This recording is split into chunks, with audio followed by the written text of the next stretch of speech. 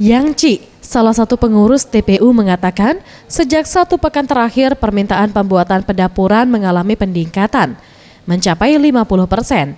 Untuk memenuhi kebutuhan tersebut, ia sengaja membuatnya lebih awal karena proses pembuatannya yang cukup lama berkisar 1 minggu.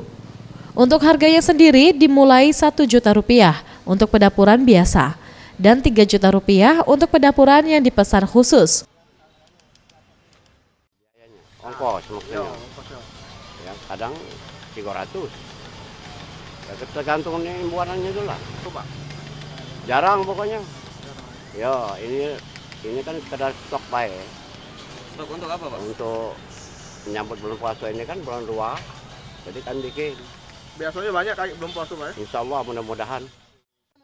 Untuk mengerjakan pesanan tersebut, ia dibantu oleh 2 pegawainya. Pendapuran yang sudah selesai siap dijual dengan memajangnya di pinggir jalan. Tim Liputan Sriwijaya TV.